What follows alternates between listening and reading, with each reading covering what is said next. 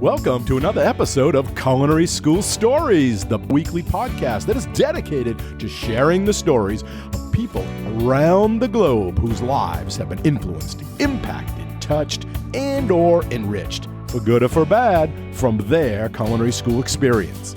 Hi, my name is Colin Roach, and I'm your host. Thanks for joining us today. You are an important part of this show, where we ask the question, what's your culinary school story? So now, without any further delay, let's meet today's guest. Hello, everyone, and thank you for joining us today for another episode of the Culinary School Stories podcast, a proud member of the Food Media Network. And if you have not yet subscribed to the show, please do so. It is free, and we would love to have you as part of our community. You can subscribe through your favorite podcast apps, such as Apple Podcasts, Google Podcasts, Spotify, or you can do it through our website at www.culinaryschoolstories.com, which is also where we will store all the past episodes and the guests' bios and show notes. So be sure to check that out and sign up for our newsletter. So now, without any further delay, I would like to introduce today's guest, who is a pastry chef and educator. And as a four-time Food Network competitor, he is also a well-known master cake designer. And with that said, it is my pleasure to welcome Chef Derek Corsino to the show. Derek, thanks for joining us today. Thanks for having me. Great to be here. Great. And wow, you've had such a great career so far, and we have so much to get to. But I wonder if you could first start out by telling us, where did your love of baking first come from? Oh, when I think about that, I go all the way back to I was a little kid, and way back in the early days of Food Network, where we're talking early 90s at this point. During the day, there was no competitions or anything. It was you and somebody teaching you how to cook. It was just you and the host. And that's it. And they're in a kitchen. And I remember distinctly either whether it was after school and I would just tune on the Food Network after watching my cartoons. And it was always just really captivating. But what I really remember is those days that you're homesick. What are you going to do? You have no idea what's on TV because you're always busy all morning, learning whatever at school. Mm-hmm. So after you're done watching The Price is Right, well, what are you going to watch now? Right. And I always ended up gravitating towards the Food Network. So like learning how to bake with Emeril Lagasse and Sarah Moulton and Mario Batali and all of their original shows where there was no glitz and glam yet. There was no travel yet. That's really where a lot of this kind of came from. And that kind of segued into eventually kind of choosing it as a career because I come from a family of artists. I myself, I'm a sculptor, I'm a painter. I do dabble in a little bit of everything. As you can see behind me, everybody can't see me, but I'm in my own built tiki bar here. So I still do it today, but I found my creative outlet in the expression of food and specifically cake decorating when I was 8 years old. Was there a baker already in your family? Do you remember anything like making brownies or anything, or just you were the first? So often when I think about where, like the root of that, I get that question a lot, like, oh, there must have been somebody who like heavily influenced you. And it's like, well, most of the baking at home often came out of a box. So Betty Crocker, perhaps, the Pillsbury Doughboy. So, I mean, the biggest thing is like my grandmother always did scratch baking. And I remember growing up and making her, or what we refer to as her famous apple pie that, she would always do, scratch crust, scratch everything. But a lot of times growing up, it was like, oh, you want brownies? Well, here's a box. Add the oil, add the eggs, a little bit of hot water, and mix. So in reflection, I feel like a lot of my passion for food today stems from those ambitions past the box. Yeah, that was my house too. It was a box, and people always ask, was your mother a good cook? And I'm like, no. That's why I became a good cook, because I wanted to experiment. So it's kind of the opposite. But so how did that creative part, that artist part, take you to culinary school? Did you go right into culinary school? Did you try something else first? Did you know from the start that it was going to be culinary school all the way? I went straight into culinary school. And when I started thinking about my first formalized education, I really got hats off to Mom. She ran a craft kind of workshop area, and they had cake decorators come in to teach cake decorating. And since I had a little bit of an interest, it was like, oh, well, I'm running it. So here, just come in, you get to take classes for free. So I got to first get my feet wet at a very young age and be like, oh, well, this is really fun. I took to it really well, really fast. It was me and like the older ladies in the class, and they're like, who is this kid here doing this cake decorating and like getting it perfect the first shot? My first rose was like sellable when I was like piping it onto my little rose needle. And then that trickled down to like kind of, you get into middle school, of course, everybody takes home ec, but obviously I was overachieving in my home ec class, which led into my high school. Now, my high school, Arlington High School in LaGrangeville, New York, back home, really had a robust program. When I kind of look at that and like where I teach today, we've come very far in 20 years. I teach in a full commercial kitchen there. It was this weird blend of home ec and a commercial kitchen. Yeah. Had aspects of both. Stainless steel tables, but your spices are coming from this like antique wood cabinet. So it had a little bit of everything. But my teacher was Connie Zangline, who has since retired. But she, I think early on saw that passion of mine and that interest. And it's interesting because in middle school, early high school, I didn't really know whether I wanted to be a baker or go into the culinary, the hot side. I hadn't quite figured that out. And I think it was kind of her who saw my attention to detail, my need to be precise, which really lent into the baking side of things. And we were a stone's throw away from CIA in Hyde Park. Right. I grew up in Poughkeepsie. The next town north is Hyde Park. So right there, it was 15 minutes away. So when it came to choosing a culinary school, I had a couple, vying for me. Like, oh, you want to come here? You want to come here? I'm like, well, I mean, CIA is in my backyard. I've been there on a field trip probably 5 or 6 times. Yeah. I could probably give the tour before I was even a student. So it was pretty much done in stone there. You were going there because it was close. Yeah. And it's kind of funny. So I did some competitions with FCCLA when I was in high school. And I won for baking my junior year, culinary my senior year. I got a lot of scholarship offers. I was offered a full ride to Johnson & Wales. Wow. I only had a couple thousand a semester in scholarships lined up with CIA. So when it came down to decision, my parents are like, well, at the end of the day, this is your decision. But Providence is looking pretty good for us because it's free. And it's like, well, but CIA seems more a fit for me. And it's funny because now as a teacher, I talk to Johnson & Wales and I throw it as a viable option out to my students. I try to take my own bias out of things, which is quite difficult. And it's like, well, you can kind of do what you want. Here's my opinion if you want it. But here's what's out there. So I kind of find myself in my parents' shoes as well. All these years later. But push came to shove, it was baking and pastry all the way at CIA. Yeah, I do a lot of interviews on this show, and I always ask, why'd you pick the school? And so many times it comes down to, well, my culinary instructor at my high school told me about it, or a chef they're working with, that's where they went, they told them. So sometimes there's not a lot of thought into which school. And sometimes the students go, well, they told me, and that's the one I picked. Yeah, it's now being someone who has to advise them on that choice. So I started my educational career, out of college. So I was I was the one going to high school, was trying to pull them here. But now, especially being on the West Coast, we've got CIA right here in Napa, but I'm obviously very still biased to New York. To me, that's still Mecca. But we have regional culinary schools here. Then there's the East Coast. It's like, well, what do you want to do? I mean, my advice to anybody considering a culinary school would really come down to, you need to go there. You need to go stage. Most will let you shadow for a day with a student to get a real feel for a day in the life. You're spending a lot of money at some of these schools. Yeah. Make sure it's what you want. It's sad to see some of my graduating class who very quickly gave up on their passions for the easy buck and went to go into a different field. And maybe they actually found a true passion, because with any college, you go straight out of high school. Yes, I want to do this. And then you realize 2 years later, maybe that was a horrible idea. I really don't care about this at all. Right. But now you're fiscally bound.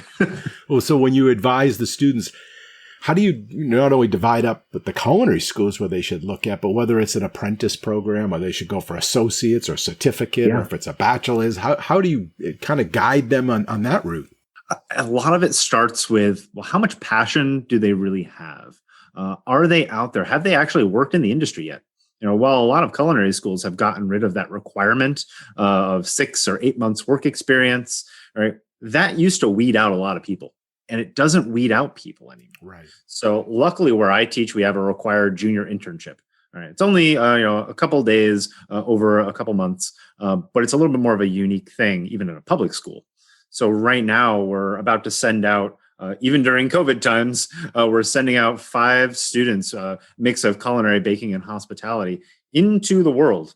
Wow. And then when they're done, it's unofficial, but I always debrief them. Like, well, how'd it go? What did you like? What did you not like about it? How were the hours? Right? Did you get a feel for what you wanted to get out of this? Right? And it was just kind of a great experience and something that I wish more people had in high school, to be able to test that. Mm-hmm. And having counselors who are like, oh, well, you have an interest in the culinary arts. Here, we have a culinary class. Maybe let's have you take that when you're a freshman.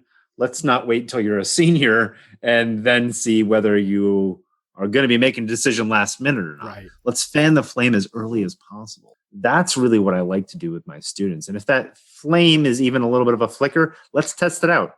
And probably to find out exactly what they want to do too, because maybe you've had this experience as well as like I have, is that I get some students that don't want to be chefs in a restaurant. They want to, I had one that was a journalist that was going in there so then they could write about food or something. They wanted to be into maybe more media. So they might not want to be a restaurant. And then in that case, probably don't go work in a restaurant.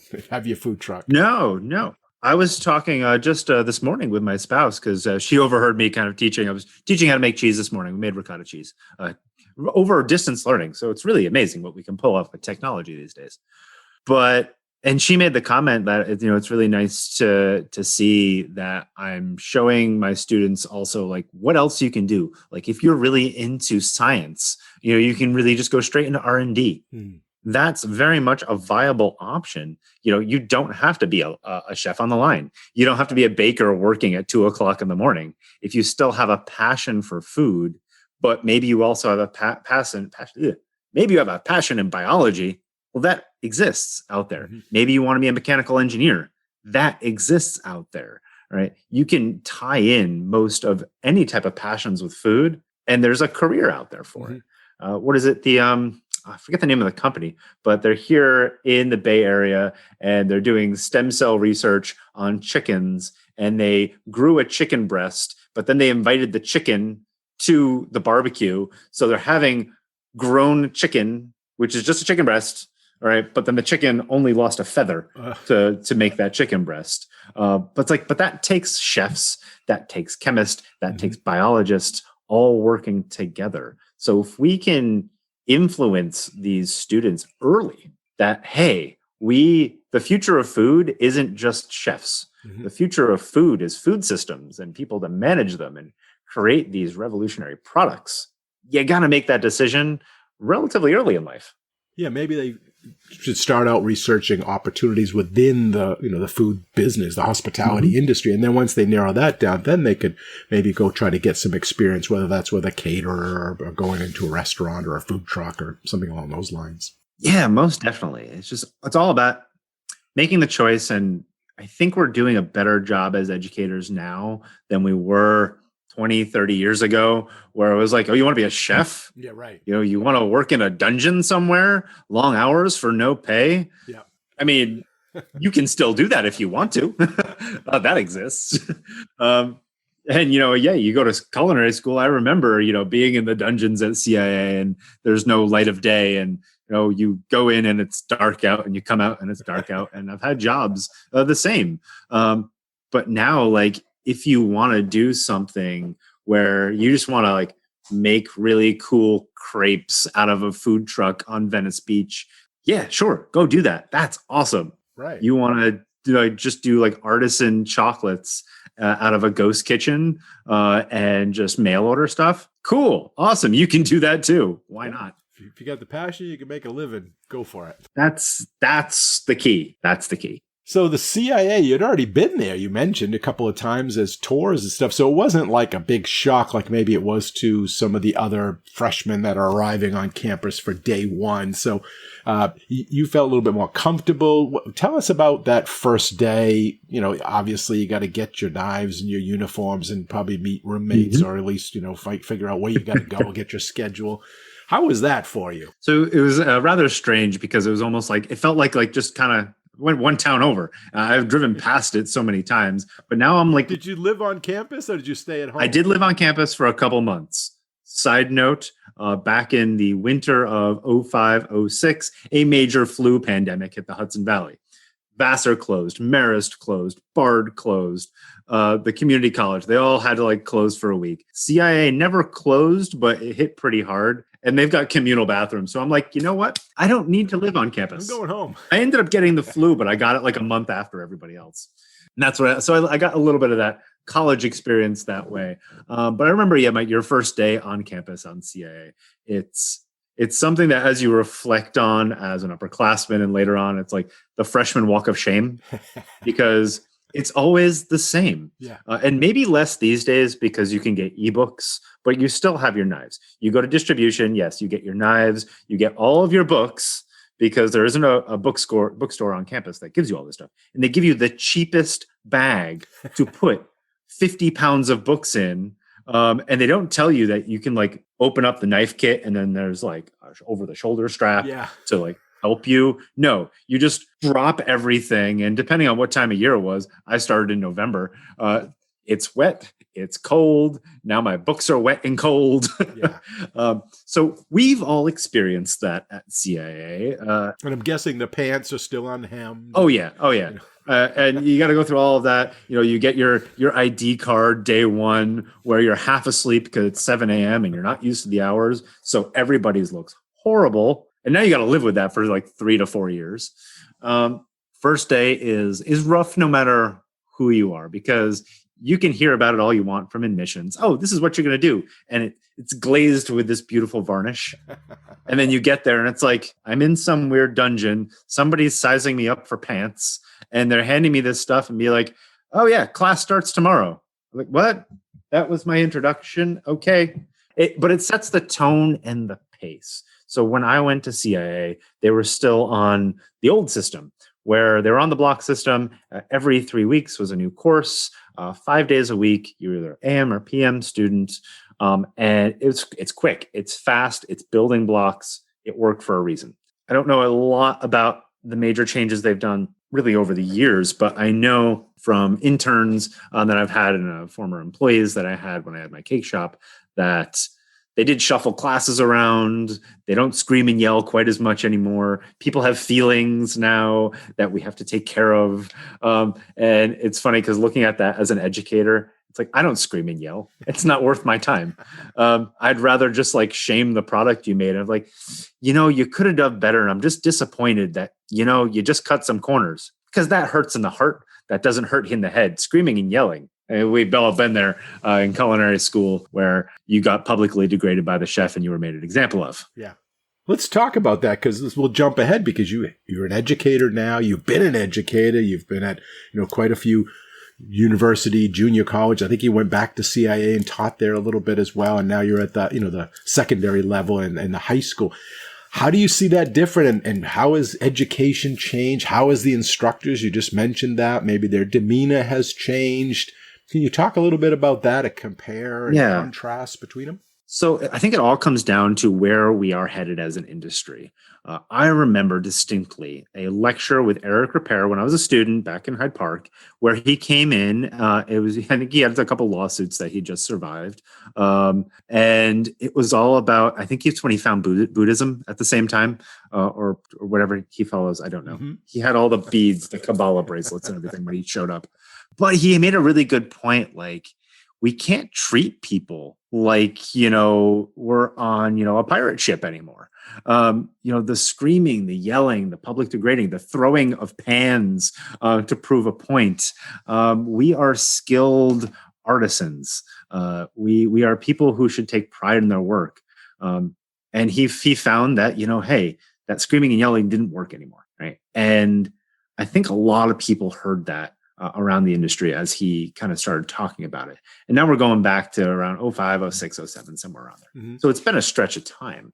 And I think we're really seeing the professional kitchen evolve over time where, we had Me Too. And so sexual harassment is getting better, right? It's always been there. And should it be there? No. Should that happen? No. Has it happened? Yes. Can we do better? Yes. Are we doing better? Yes. But that comes down to the educators, right? The people teaching them, whether it's a degree granting program or a certificate program or apprenticeships, any of these programs, we need to teach people how to treat people. And we're seeing that more. And if I can set them up for success at the high school level, and when I'm teaching and I'm adjuncting at the junior colleges in my area here, CIA, I mostly taught in public programs and such. But if you can convey that, like, we're people with personalities, yes, but that, you have to be kind. And while we might have an argument real quick because it's hot, it's stressful, it can be humid, right? Grease is flying, there's fire around, there are sharp objects. These are very much, tense things that we can have an argument. And the second we turn our back to each other, that argument is done. It's over. We've moved on. We're friends again. Mm-hmm. It's like nothing happened because we just got it out of our systems. That we don't hold grudges in this industry. I wish other industries could respond like we do as chefs, where we fight 1 second and then we're hugging the next second, and then the entree headed out the pass. It's like doing battle. The battle's over. We can relax. Go back to war. Right. We can relax because we got that tension out and it's gone. Yeah. But I think a lot of in education now, and you even see this in CIA, and I've talked to former professors and chefs and friends who teach around the country, and it's like, we are changing that demographic. And I think a lot of that has to do with getting people in as educators early. So we're getting less people going in to teach culinary arts where it's a retirement gig. It's not that, you can't sling it on the line anymore. No, I want to be an educator in the culinary arts, baking and pastry, hospitality, because I want to impart that knowledge onto you and that passion. Right. So I think we're getting a change in education. Less of the old guard, everybody's coming in from France and everybody learns French technique. Mm-hmm. Now it's like, okay, yes, you're learning French technique, but here's what they're really cool doing over here in this region of the world. And hey, they're doing the same classical technique. They call it something else. Right. Do we have to be so glued to 5 mother sauces that Escoffier wrote down when they're really international when you look at them? And now you also want the educators, obviously, to have some experience, to be a content expert, but to be able to teach. So that's sometimes the hard part I've found, that when they come from industry, whether it's a long time or a little time, they have to make that mind switch. It's not, you're on the line. Now you're teaching.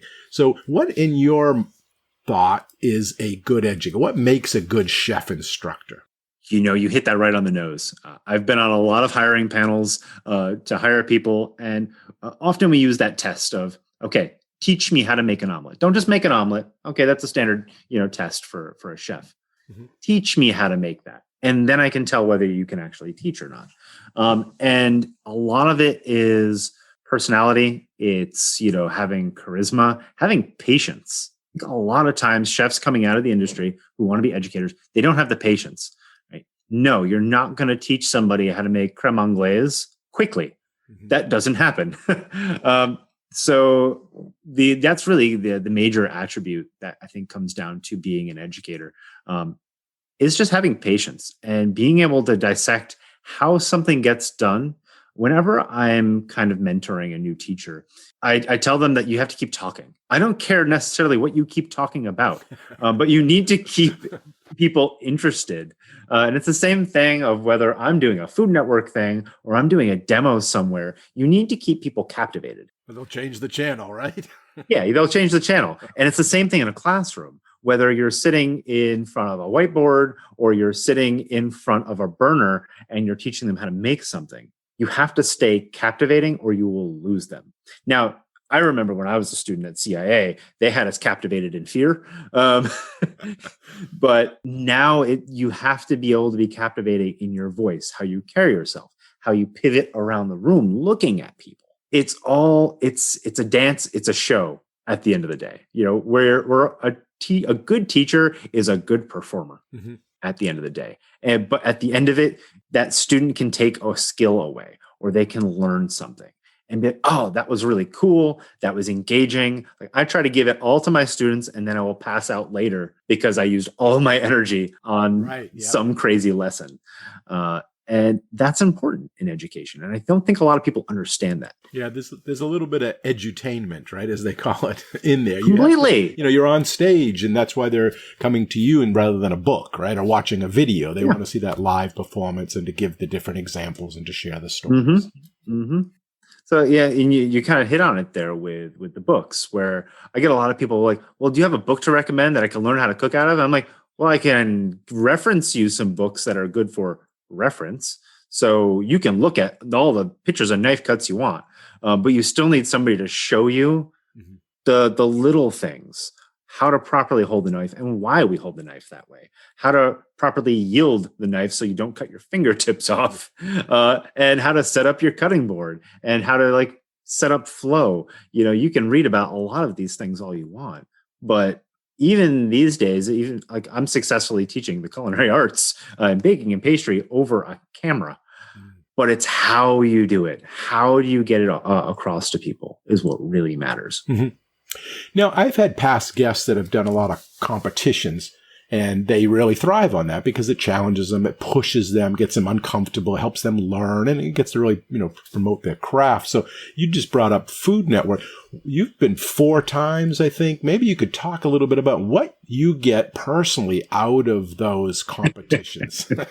So I have to, besides prize money or fame or whatever that may be there from the TV part of it. I got to step back to the macro look at Food Network competitions. What Food Network or on Bravo or any of these networks, they're entertainment. Right? They are reality TV. At the end of the day, is this the real world? No. Anybody who gets involved in competition, whether it's a sport or a cooking competition, anybody who says otherwise, that it's not part of your ego, I would definitely say is lying,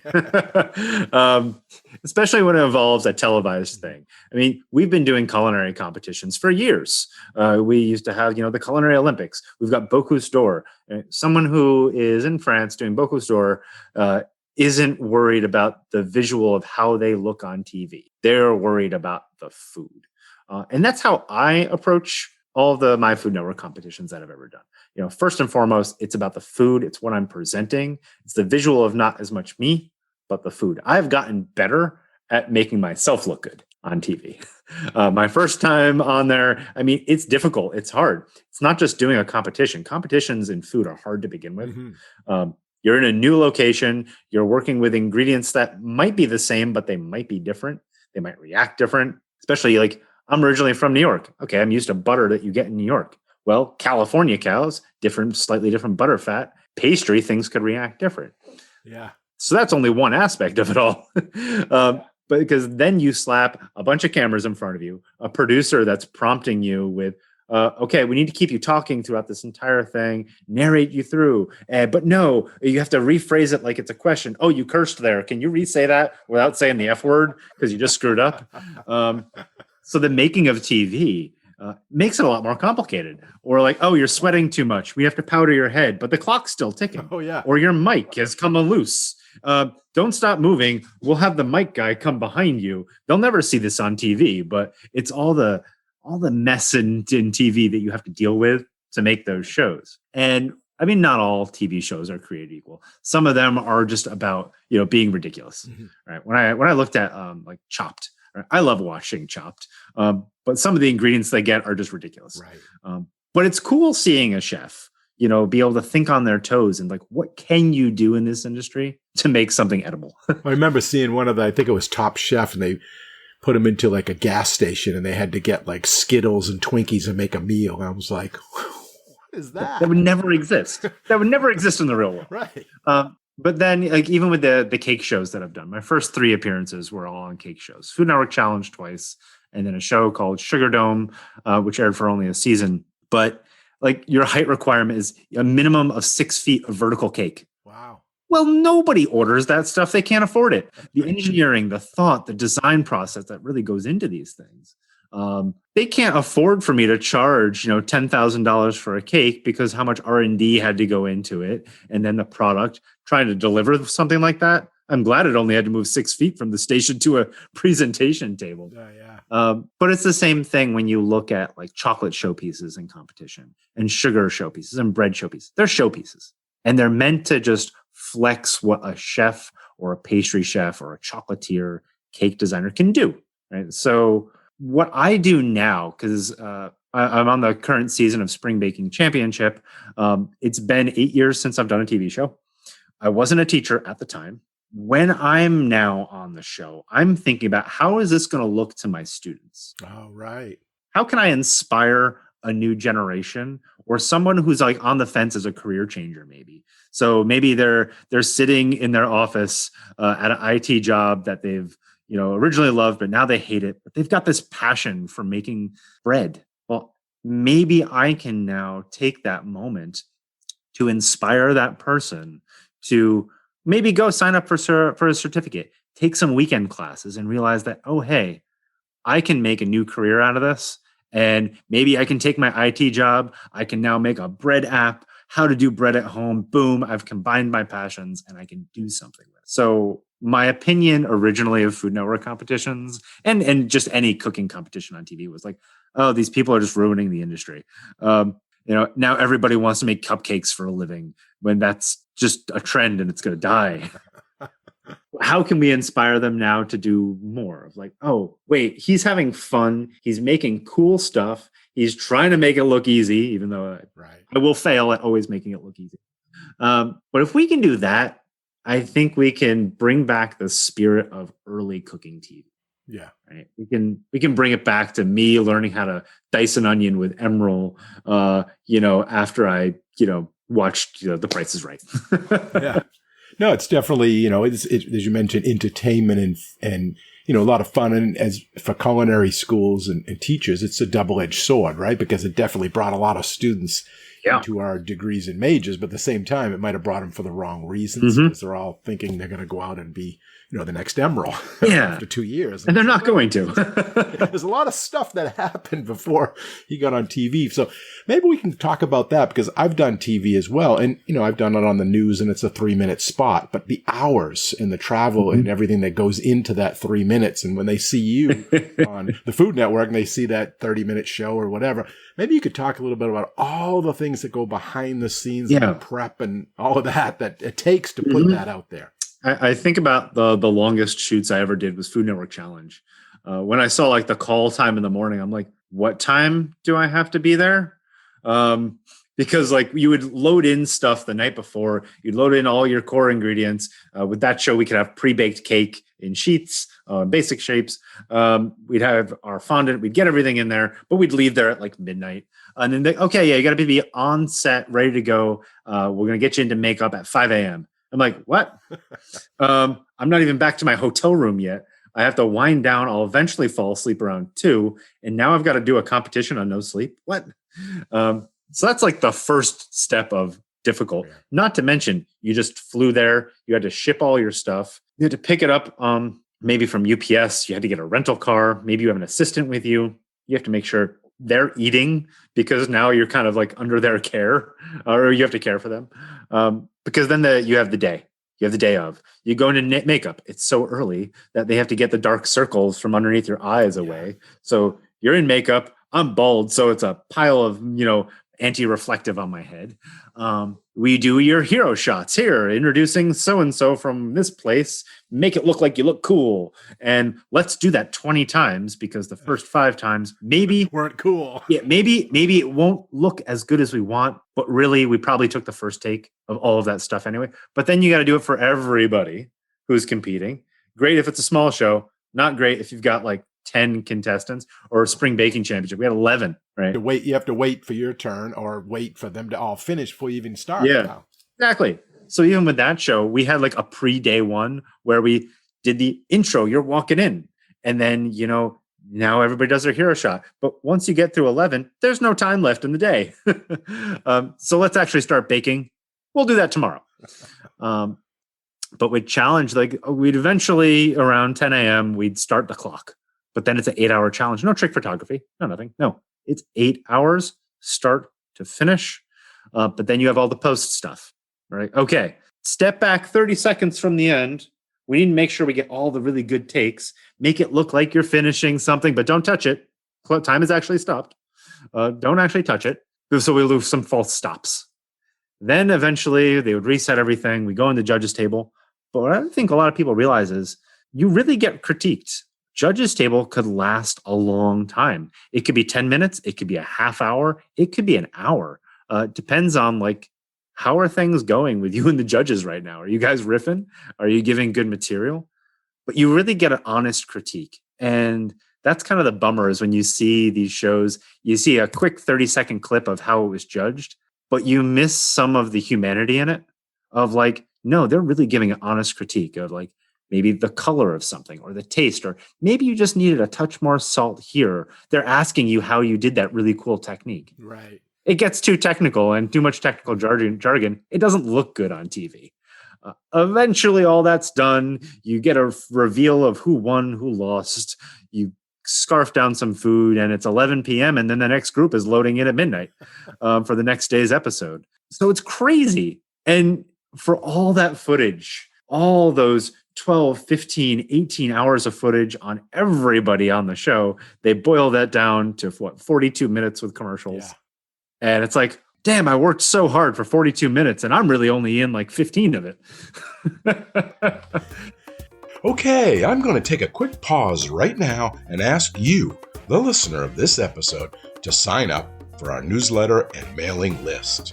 I left a link in the description, or maybe even easier, just to go to www.chefroach.com/contact.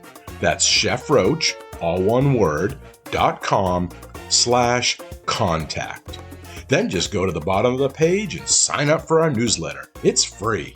Then once you're signed up, you'll never miss out on our latest news, announcements, episodes, contests, course information, or exclusive deals. So go ahead, sign up so you can get all of the information and more through the periodic email updates.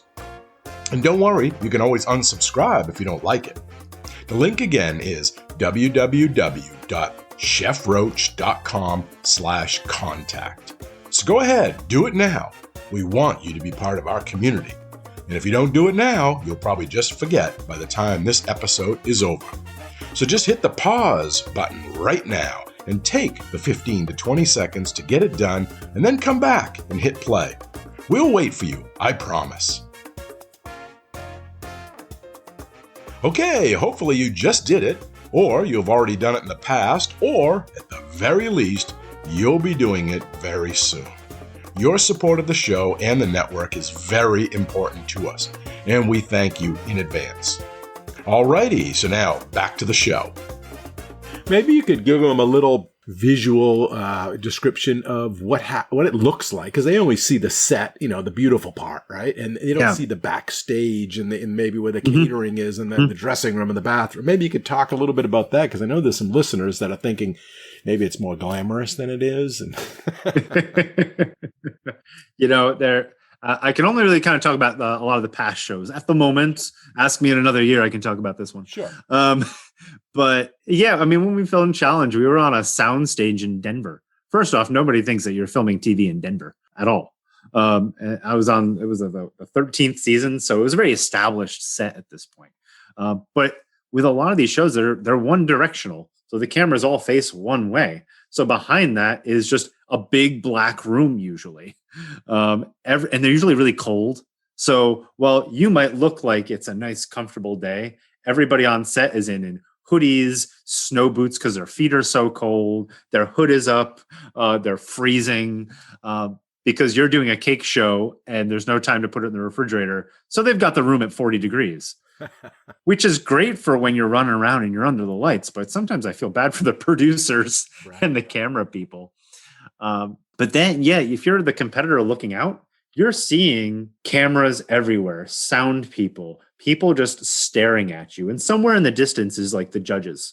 But they're looking at you on a monitor because there's so much stuff between you and them, they can't even see you. So it's those things of the magic of TV. You've got the green room again, yeah, with all the snacks, all the food you can want. And sometimes it's good, sometimes it's bad. Sometimes it's like, maybe I'm just going to wait to eat later and get some food delivered because you don't know where it came from. But I had a great experience with food on Challenge.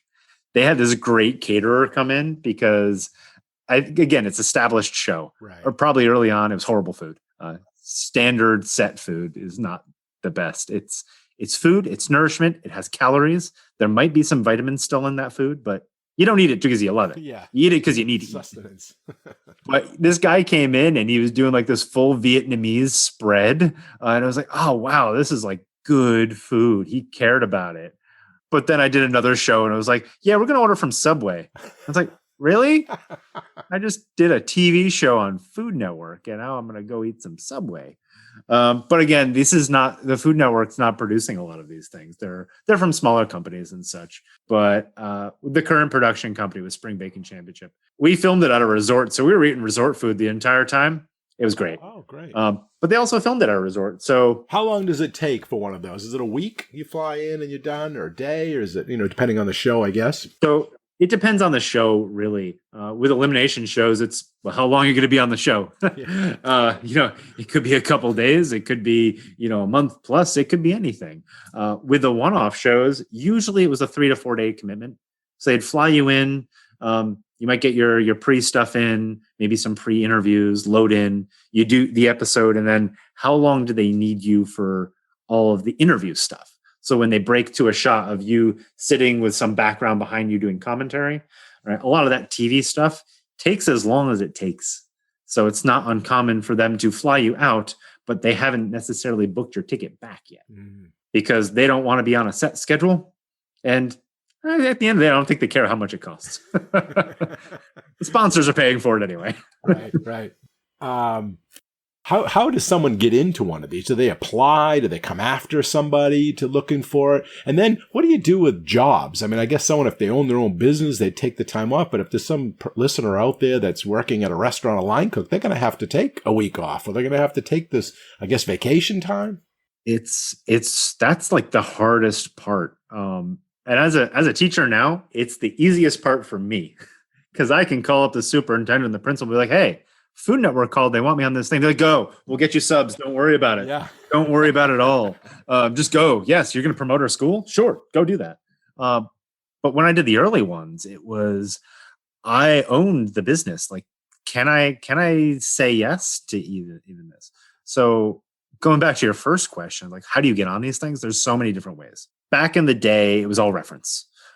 15 years ago, if you wanted to be on one of these cake shows, they called you. So I remember that first phone call. I was driving to go finish a cake. And I always say this story, like, I did the right thing. I didn't pick up the phone while I was driving. It went to message because I was almost there. It was like 5 minutes. I'm like, I can wait. It's probably some customer wanting something that they can't afford or whatever, some crazy request that I have to talk them out of. But then I picked up the phone. I was like, oh, this is such and such producer from Food Network. Give us a call back. We'd love to talk to you about something. I was like, wait, who from the where? How did you get my number? I was like 23 years old at the time. Is this a crank call? Right. That's really, I thought it was just somebody like pulling my chain. Called them back. They weren't pulling my chain. They actually wanted to have a serious conversation. But back then it was just, let's have a conversation. The interview process was basically nothing.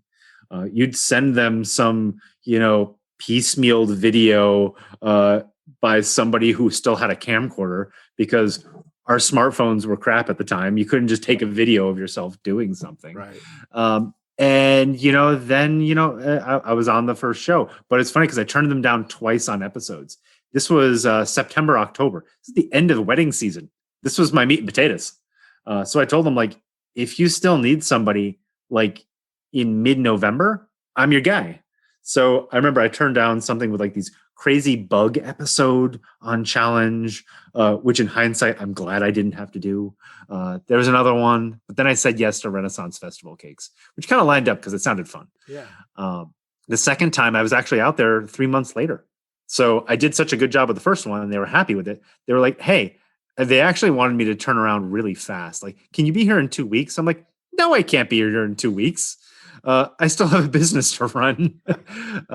So it's funny. I've said no to Food Network. I feel like more times than I've said yes, which is kind of a good place to have to be in. Yeah. I'd rather have to turn them down. Position of power. But yeah, I was right back out there doing this show. But then there was a couple years.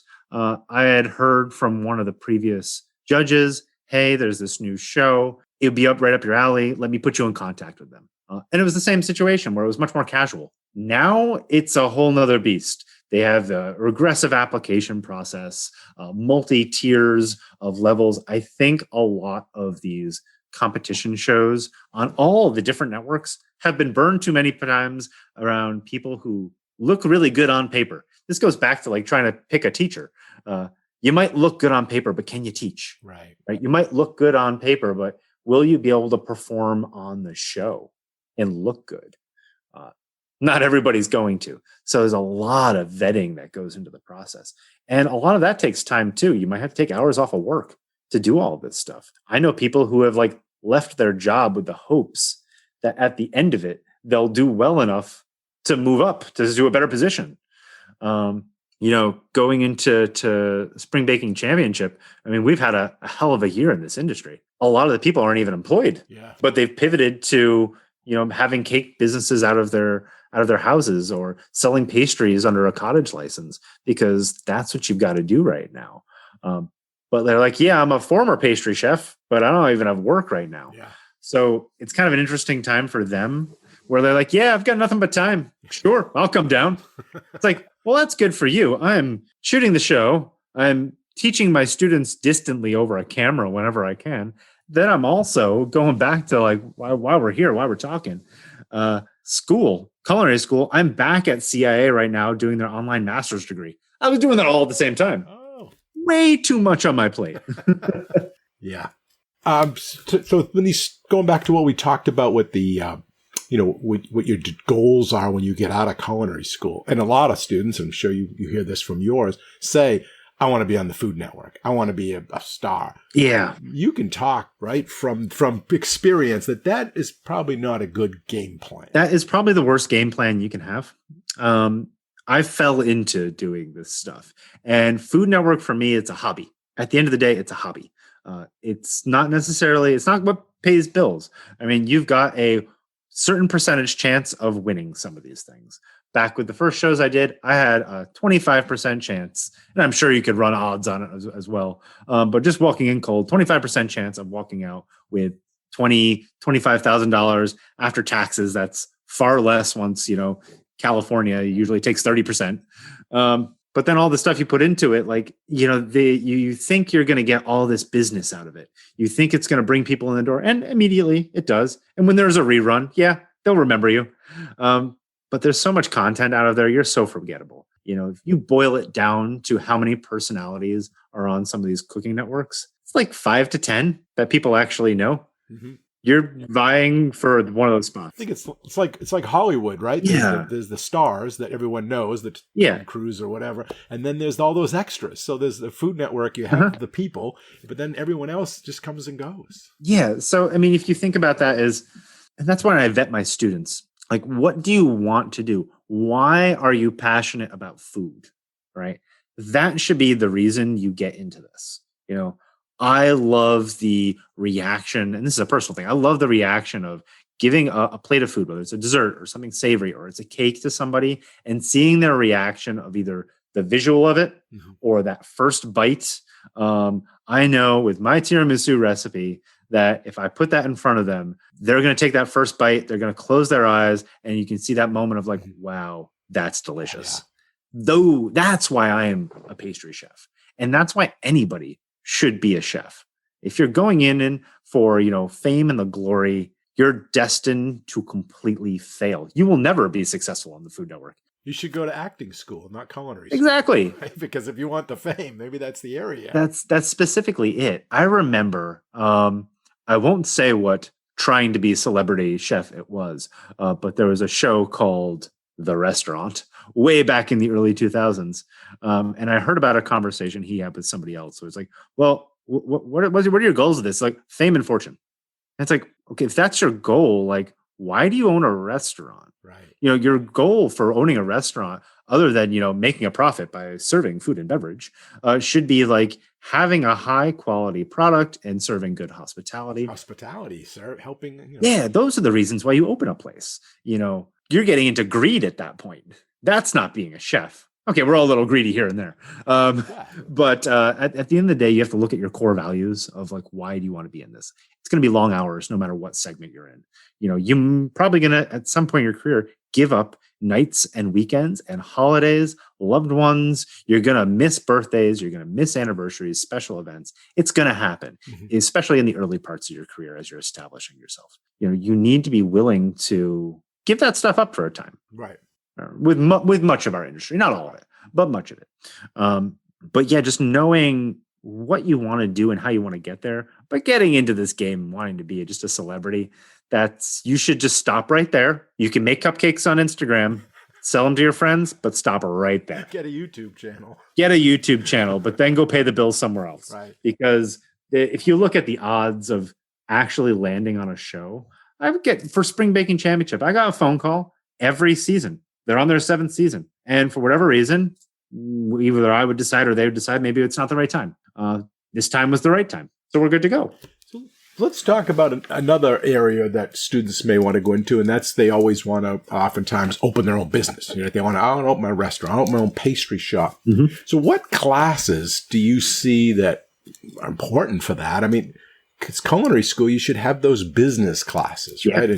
And when you went through, was there classes that you wish you had that you didn't now looking back, or you think there's classes that should be taken, if you want to go on that route? Mm-hmm. When I'm kind of looking back, often, so I opened up my business only a couple years out of culinary school, and I had some really valuable classes. I can always remember business planning with Gene Morris. It was an elective too. So this was my junior or senior year. We got a couple choices at CIA for electives, and a lot of them sounded really fun. Beverage mixology. That sounds really fun. Love to do that. But I had to think of what's going to be helpful long term. So I got myself into business planning, and that's when I wrote the business plan that would eventually evolve into the business that I opened up, Corsino Cakes. And it was probably the most valuable class outside of my skills classes that I would even take. In hindsight, I wish there were more financial classes. So in my bachelor's degree, of course, you go through a regular accounting course. You learn how to use, QuickBooks. There was a computers course on that, financial management. But at the time, and maybe they have it now, but at the time, I wish there were more application courses where it's like, okay, debits, credits, all well and good. This is a P&L. This is how you read a budget. This is how you build a budget. But how do you use it? Right? And often we get that in the industry, but it's something that's easily taught. Okay, here's a scenario, right? Here's your budget. This is how you read it. This is how you synthesize it. Now, what are you going to do with that information? I wish there was a class that was about that. And it's funny because right now I'm developing a restaurant management course for Napa Valley College. Just before this, I was writing curriculum for it. And those are the thoughts I have in the back of my head. You can have all the pieces, but if you don't have that moment of synthesizing it all together to put all the pieces that you're getting, often in culinary school, you get the pieces. Then you go on an internship and you assemble some of those pieces. You go out to their bachelor's degree, you get more pieces, but you're missing that moment necessarily of putting those together. There's a restaurant class where you hold a big event, but I was the pastry chef for the event. I have no idea what was happening on the financial end. I have no idea what was happening on the marketing end. Savory or whatever. Yeah, but because I got to choose that one role, but I missed out on everything else, which was kind of a bummer. And I can't remember if it was my fault that I kind of just did that one task. Or they stuck you in that role. Yeah, I have a feeling that's what it kind of was. It's getting a little hazy all those years later. Yeah. So many memories coming back just by us talking about it. But I just wish there was more of it. In hindsight, more business. Yeah. And when you're a student, you're like, I don't want any more classes. I'm taking enough. But you look for a lot of the students look for the easy one. Oh, I heard that's an easy A, or that's a good course, but they don't realize this is your future, and this is what you're paying for now to take that knowledge later on. I want that hard teacher. I want to work for that grade. It's not like I got all A's, but can't do anything. It's like learning that material. It's like sometimes those grades get in the way. If you could just do a pass fail or something, it would be so much better because then they'd really go for so much better. And that leads to when I was a student, bakers didn't take wines. It wasn't part of our curriculum. They've since changed that, and I hate them all for it. Because if I was to choose to take a wines course during my associates, it would have been pass, fail. Pass would have done nothing to my GPA, but failed would have hurt me. And I heard the fail would have hurt me, and it's like, and that's a really hard course, and I'd be taking it on extra time. I'm like, I'm not going to do it. I'm not going to do it because I don't want it to hurt my GPA, and it's going to bog me down in the rest of my classes. And hindsight, I totally should have taken it. But now I live in Napa, which is like, you're good. A wine class. I can look out my window and see grapes. So right. I ended up getting the education anyway. But it's a good point because even at, other schools, Johnson & Wales for one, the culinary, they take dining room, they take beverage, they take, storeroom class, where the baking and pastry don't get that. No. It's still just as important. They still need to be able to serve. They need to know the storeroom and how they bring in, receiving and purchasing. And they have changed that, luckily. I know they shuffled things around because you'd end your baking and pastry associates in the Apple Pie Cafe. Well, now they've moved that up to your externship, where it makes sense. I think it's kind of a lot of reactionary of like, that would have been more helpful to get that experience before I went out in the real world. Hindsight. But now they get to go down Restaurant Row as well. It's like, I didn't get to do that. And maybe that would have changed by what I would have done post-graduation. I mean, I started CIA. I had sworn off cakes. I don't want anything to do with cakes anymore. I did it all through middle school and high school. I can decorate a cake. I aced it when I was in those classes because I'd already had so much experience. But I wanted to be a pastry chef in Manhattan because that's what you do with a CIA degree. Until I had that moment later on, I think it was my junior or senior year, where I was a professor was like, I need a cake. And he asked the class, and I went like this, looking down, like, I don't want to do it. Professor Fachetti's cool professor. But like, I don't want to do it. It's not my passion anymore. Well, everybody was like, he'll do it, pointing at me. He'll do it. But then I had that eureka moment of like, you know what? I do love doing this. Then I got back into cake decorating. Oh, good. But if I had Restaurant Row and I got more experience, doing plated desserts on the line. I mean, my internship was at a hotel, doing mostly bulk work. But if I had gotten that experience, maybe my career path would have been vastly different. Who knows? Yeah, the path would have changed. You don't know what have happened there. I just had someone on the show not that long ago, Ben Shelton, and he went to culinary first because baking didn't have an availability. So he took culinary until the baking opened up and then got baking. And he's a pastry chef now at a country club. But he's like, it's pretty cool when they call me up on the line and I can break down tenderloins or I could jump in, on the line if I need to, because he has that versatility and he still chose pastry, but he had that. You know what? People always underestimate the baker. Especially now because they see me as my primary job title is I'm a culinary arts instructor. So when my students see me, it's funny that my students see me, the first show just aired, and they're like, wait, you can make those crazy cakes? Because I'm teaching them how to like break down chicken. Oh, they think you're the savory guy, right? Yeah. They know that I had this past as a baker. And maybe they've seen some stuff and they've seen some old shows. But seeing me doing it now, they're like, why aren't we learning that stuff? I'm like, that's like level 50. You're at level 2. You're just not there yet. We're working there. You'll get there eventually. But yeah, make a 2-tiered cake in, 2.5 hours. Good luck if you don't have some background on that. Yeah, rough. So speaking about your students, you're obviously an influence to them, an influence to others, especially if they watch the show and stuff. Who is an influence to you? Who is maybe 1, 2, 3 people, growing up, maybe personally, professionally, that you want to give a shout out to, and why they help mold you to who you are today? When I still go back to people who even influenced me as far back as high school. I think about my first culinary teacher, Connie Zenglein, and she saw that flame and she fanned it and made sure that my application was into CIA, that I would get accepted, that I would follow the path that I was led down and that I wanted to go down. she's definitely, number one. And at the same time, I was in marching band when I was in high school. We were a competitive marching band doing all this stuff. So it was really hard to balance everything. But my director, Rich Gillen, he really taught me passion, and how to follow a passion. Was I the best musician? No. Arguably, I really wasn't even that good. But I could hold my own on the field, and I can still play. I could play well. I was never going to be first chair, but I was a strong second chair.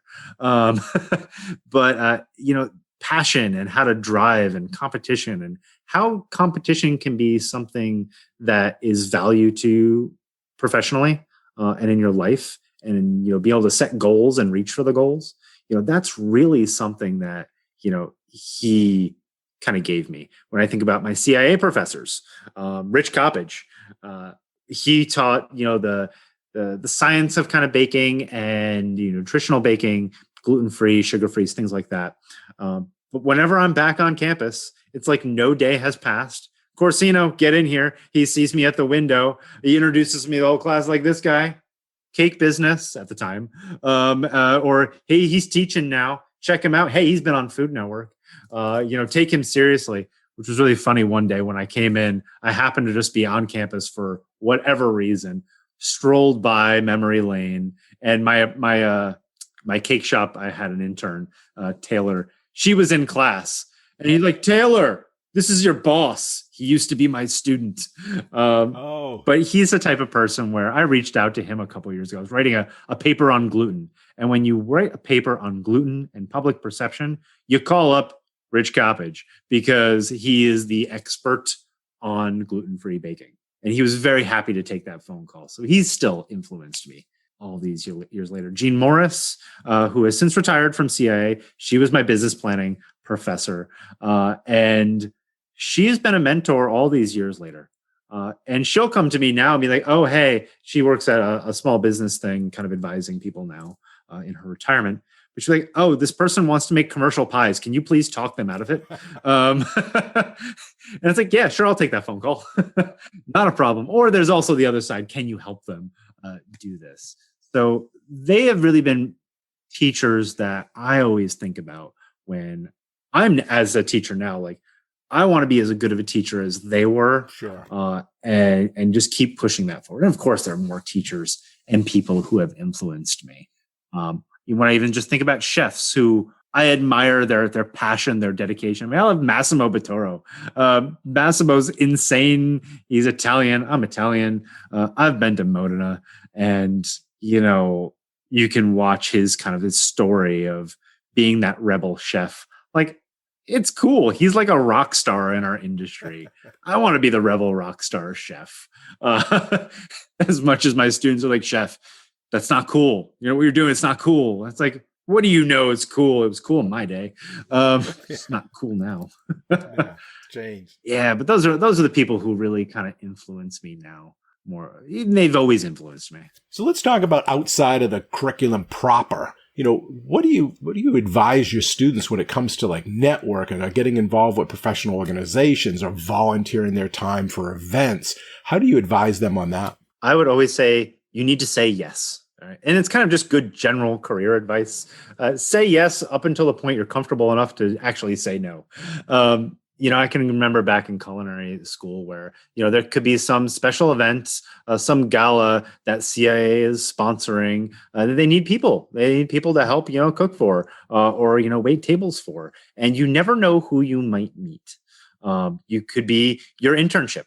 Right? You could land an awesome externship with Daniel Boulud. Maybe he's not taking anybody, but then you happen to bump into him at some event in Manhattan, and he sees that you're doing good work. And he's like, "Oh, do you need an internship?"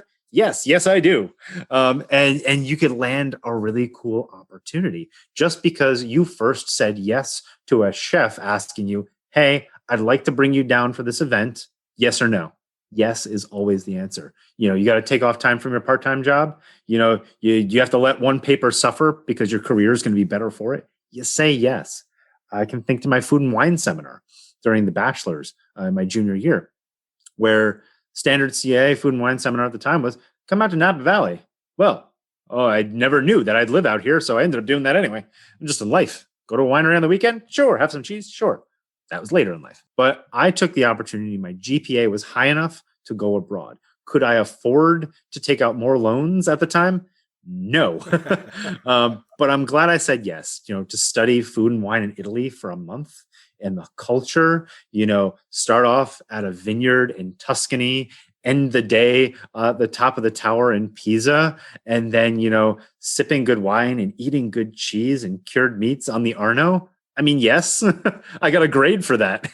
But those cultural and worldly experiences, these days, I think you can go to like China, Spain, France. They're going all over the world. Say yes to those opportunities because they're not always going to be that accessible.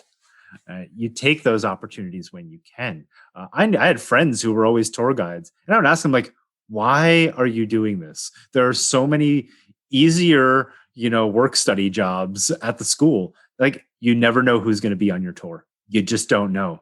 And they could slip you a business card and maybe you need a favor. Maybe you need that internship. Maybe you're walking towards graduation and you don't have a job lined up yet. You can call them up and be like, hey, I'm looking for a gig. Yeah. And keep saying yes, right? Because you never know what can happen. Yeah, because it's whether it's those study abroad, the bigger trips, but as you mentioned, even the small ones, those things on campus. Mm-hmm. We've had them on ours, volunteer. You could be working elbow to elbow with a chef, or even like some of the professional organizations, the American Culinary Federation meetings. You're sitting there doing a volunteer event with an executive chef for the hotel. Mm-hmm. You just bypassed human resources and all those other hurdles. Now you're right there. They like you. Come on in tomorrow. You can get a job. And, so networking. Yeah.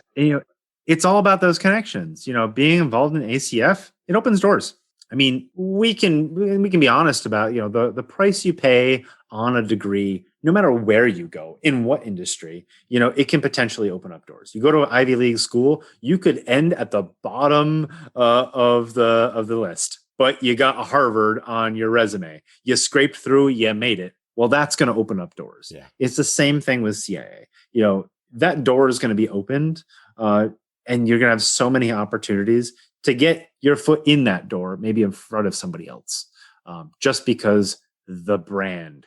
You're going to have to back it up, of course. You're going to have the skills to line up with it. But yeah, I mean, get that stuff on your resume. All right. Get like, hey, I did this event. I worked with these people. Yes, I'm a journeyman in the ACF. As career goes on, get those certifications. For some people, they might just be letters at the end of your name on your chef coat. All right. But they can also open up doors. You want to be a certified master baker with the Bread Bakers Guild? Yes, do it. Does it take that much time out of your day? I mean, you got some paperwork to file. You got to pass a test. Yes, there's a practical, but any baker who's a proper baker can pass that test, right? If you only got some skill and you don't choke under pressure, you're going to be just fine doing a lot of these things. CMC, okay, a little more difficult. Certified executive pastry chef, a little bit more difficult. But get going on a process with those things. It's finally that I'm going to be wrapping my master's degree this summer, because I just can't say no to things. I'll probably consider getting my certified hospitality educator, my CHE, because, hey, it's another thing to put on my resume. It's always about resumes. Yeah. It's never done. So true, lifelong learning. And speaking of that, getting your degree and stuff, what's next for you after, the next year, the next 5 years? Where do you see yourself going? Where's your journey going to continue? Oh, a lot of people ask me that because not that I've jumped around a lot, but when I moved from the East Coast to West Coast 5 years ago, everybody was like, you moved. You had no job lined up. My spouse had the job, but I didn't have anything. I had a really good resume and the hope that I could land a teaching job. And I was working part-time at the CIA at the time, teaching in public programs, but they weren't ready to quite hire enough full-time people yet. And I needed a job. And that's when I made the full jump into education at the high school level, which was kind of the direction I was headed. So 5 years later, 8 years total in education, I'm kind of thinking ahead. I'm a department head now. I'm running the show at Healdsburg High School. I've got 150 students. What's next? What's the next goal? Because it's never enough. It's never done. Right. All right. I'm thinking about how do we bring on a part-time instructor to supplement more courses? How can we grow my own program? How can I grow my own brand? Do I just want to teach? Do I want to get into consulting? I've consulted in the past, and that's something I'm really trying to grow more now. And I've really built out my website to do more of it. I've been lucky to consult a little bit for a friend of mine down in Guyana and South Africa, Samara, who I graduated CIA with. It was like, oh, that was so much fun. Hey, it also pays too, but it's really fun to do that stuff. And if we're not having fun in this industry, why are we doing it? At the end of the day, everybody asks like, are you gonna do more Food Network stuff? I have no idea. Yes, maybe. I'll always take the phone call. I won't say no. Again, I'll always say yes. If they want me to do it, I'm going to say yes, as long as I work in my schedule. But competing, maybe not. Hosting, judging, I'd love to get into that. And that's something I'm kind of, hopefully I can get my feet into. I've been making some phone calls, see what we can do. That's great. Well, as we come to the end of our chat today, before we wrap up, is there any last minute advice or guidance that you could leave with the listeners? Maybe there's someone out there that, wants to go into this industry or wants to go to culinary school. What would you tell them? When it comes down to it, you have to follow your passions. Nothing breaks my heart more than when, somebody in somebody's life who wants to be a baker or go into culinary, work in hospitality, and they're squashed down by other people's opinion. No, you can't do that. No, you're never going to be good at that. I would tell all those people, and money, don't worry about the money. You can get scholarships. You can get funding. If you're doing well in school, you can pay for it. Don't let that be something that holds you back. It goes back to saying yes, right? And figuring out how it can be done. I myself, I'm the third kid. Was there a lot of necessarily money left for me in college? No. So I had to figure it out, right? How am I going to make it happen? And when people tell you, no, you can't do it. To me, it's when you sit, you dig deeper and you make it happen, right? That's my biggest advice to people, whether it's a scholarship that you're going after, or it's a competition that you want to go to culinary school, follow that dream.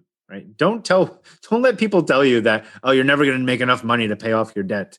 If you're good enough and you care enough and you try hard enough, you're going to pay the debt off faster than you think you are, if you have the desire to do well and follow those dreams.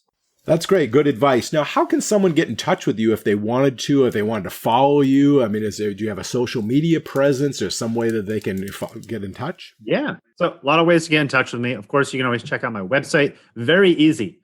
DerekCorsino.com. DerekCorsino.com. Of course, all of my social media is also attached to that.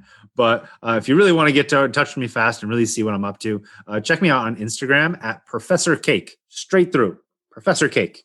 I'm also up on Twitter, Professor_Cake. I also have a thriving YouTube channel. You can check me out just by Googling my name, Derek Corsino. I'll pop up on there. I've got a lot of content. Hey, COVID times. I've got a lot of videos. I've had a lot of time getting some demos up there as well. So if you want to learn to cook, you can check those out for free as well. But yeah, check me out on Instagram. Check out my website. We can talk. Awesome. I'll put those links into the show notes too. So if anyone is listening now and wants to, look back on those, they'll be down there with the links that you can click on. Perfect. Well, that is just about all the time we have for this episode. And I want to first thank you, Derek, for coming on the show today and sharing your culinary school story with all of us. Really appreciate your time, your insight, and your honesty. You know what? Thanks for having me. It's good to kind of go back down memory lane. Well, thanks a lot. We appreciate all your time. Bye-bye now. Bye. And a big thanks and appreciation also goes out to all of you, the listeners. We hope you enjoy the show and this episode. You all are a big part of this show, so please let us know what you think. Your comments are always welcome, and they help us in making the best show possible. You can email them to culinaryschoolstories@gmail.com. That's culinaryschoolstories@gmail.com. Or even leave us a voicemail at area code 207-835-1275. That's area code 207-835-1275. And if you like the show, we have a big ask. of all of you, and that is to share the podcast with everyone you know and to give us a positive rating and review on Apple Podcasts. Okay, until our next Culinary School Story, take care and be well. Bye-bye. Culinary School Stories is a proud member of the Food Media Network.